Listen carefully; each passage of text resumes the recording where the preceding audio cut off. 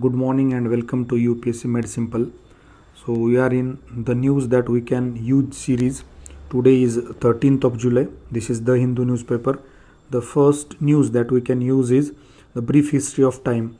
So this is regarding cosmic. There is a image taken by NASA's James Webb telescope, and it is regarding the capture of a particular thing, and that which is important from prelims perspective is a cosmic eclipse.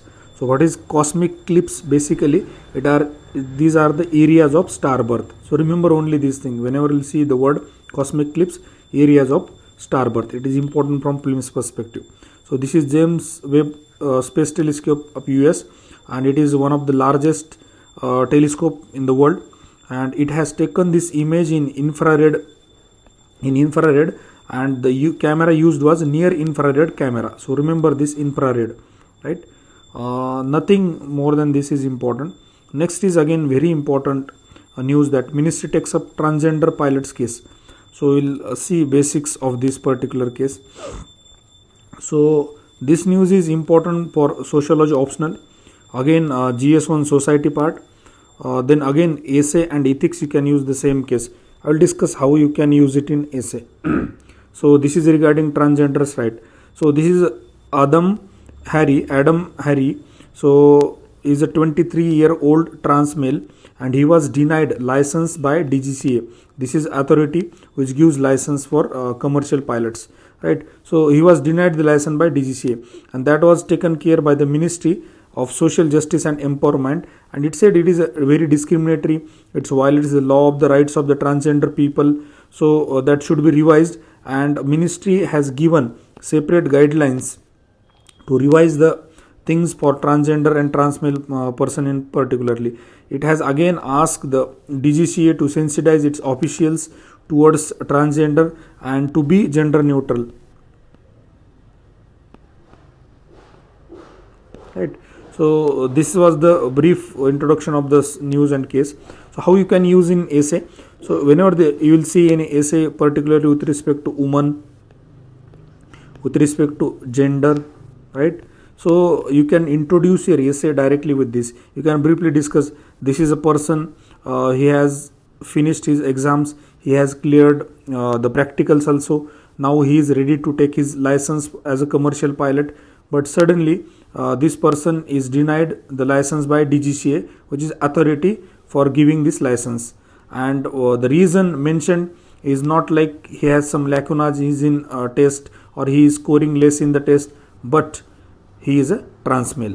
So this essay is talking about 23-year-old Adam Harry, who is a trans male and was denied license by DGCA due to being a transgender person, right? So this way you can introduce your essay and you can relate it to the topic, like so person's gender, how it is discriminatory, or how officials are not sensitized towards a particular gender, or about rights of the typical gender, right? So whatever related topic like woman and gender, you can introduce essay with this kind of example or case study. This is a very good initiative from the perspective of these kind of things, like how you can use a particular news in different aspects. Even in ethics you can use, you can get directly question with respect to this. So whenever there will be question with respect to gender, transgender, equality, you can quote this example, right? Next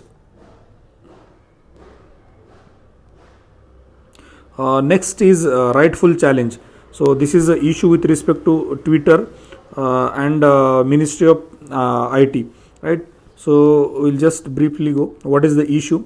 This is Twitter versus IT Ministry. What happened? So IT Ministry has asked Twitter to block so many accounts on Twitter handle. So this Twitter went against this order of IT Ministry in a High Court of Karnataka, and it has asked to revise those blocking orders by the ministry. So important issue with respect to this is mainly from mains perspective, it is important. You can use in GS paper 2 also, you can use the same in GS paper 3, because IT Act will directly come under paper 3. right? So what is this? So under section 69A IT Act gives, this was the case of Shreya Singhal case 2015 in the Supreme Court, where Supreme Court upheld this section 69A, and it has allowed government to restrict online content under national security, integrity of the nation, and so many other things, right? So this particular section 69A was used by IT ministry, and it has asked Twitter to block some of the accounts, right? And what were the main issue contention by the ministry? Like there were some farmers protest, so there were some posts of farmers, there were some protesters supporting messages on the Twitter. So these were asked by the IT ministry to block, right? So then what are the government initiatives regarding regulation of this? Particularly, government has come up with IT intermediary guidelines and digital media ethics code rule 2021. So you can use this in particularly whenever there will be question with respect to online content, its regulation and all. So what are the government initiatives? This is government initiative. So what is the main issue here is, it is right to freedom of speech and privacy in online space, because this act was created in 2000. So many things have changed after that, so there are not much amendment to this, and the issues like right to freedom of speech and privacy on the online space are not dealt exactly as per the current needs, right? So as I have discussed, GS2 public administration optional you can use, even in essay you can use, wherever there will be topic with respect to right to privacy and online space, social media regulation, whatever. Even in GS society part also, GS1 social media and its regulation, its impact and all that you can link, right? Next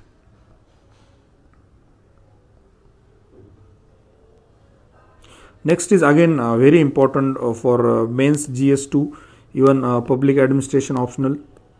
Then even in essay, whenever there will be topic with respect to justice, with respect to governance, right, it is with respect to the cases that are pending in the Supreme Court, High Court and subordinate courts, and again the efficiency of the judiciary. Suppose they are talking about around 25% of the cases that are pending cases, out of that 25% of this 100% cases are more than 5 years pending. More than 5 years pending are 25% of the cases out of those which are pending. And how many cases are pending? Around 4.18 crore total pending cases in district and taluk courts, that means subordinate courts. You can directly use this fact, 4.18 crore cases are pending. So this is important. Next is availability of judges. So how many judges are available per citizen? So it is around 1.13 lakh in Uttar Pradesh. You can directly quote this. In Uttar Pradesh, 1.13 lakh people per judge. So it is very bad ratio with respect to justice delivery and all. Then overcrowded prisons. So this is again important fact that you can use most of the times. Then under trial share. So under trial share, it is increasing. You can directly plot this graph 2010-2020. So you can directly say it was 65% and now it is 76%. And please try such graphs, charts, bars, pie charts, wherever possible in at least paper 2 and paper 3, and give this kind of statistics. It is very impactful, right? And what is the source of this data? Source of this data is stats of India .in, NCRB and NJDG. You can use this source wherever possible, wherever you want to write any particular thing with respect to pending cases judiciary, you can directly quote the name of the source, stats of India.in, NCRB, NJDG, right? Moving on to the next. This is mediation bill not getting act together. So yesterday also I have discussed. So go through it for mains GS2 and mains GS3, again for public administration optional. So you can go through the main issues with respect to this bill, important provisions of this bill, what can be the way forward, and then conclusion. Right, then the last thing from today's news is the grace missing in replica of emblem, says opposition. Puri urges leaders to have sense of proportion perspective. So yesterday also I discussed and I have told you, like, it is very important from police perspective, because last 2 years they have asked question with respect to this parliament building and all. So this was unveiled yesterday by Prime Minister. So we'll go through the national emblem from prelims perspective. So this national emblem is a lion capital of Ashoka at Sarnath during the Mauryan period, Ashoka's tenure, Mauryan 3rd BC, right? So it has 4 lions which rest on bell-shaped lotus. It has elephant first, galloping horse second, bull third, and lion 4 that are separated by Dharma Chakra. You can see this in the image itself. This is Dharma Chakra, this is horse, this is bull, you can see, right? And this was adopted by Parliament on 26th of Jan 1950. So remember this date.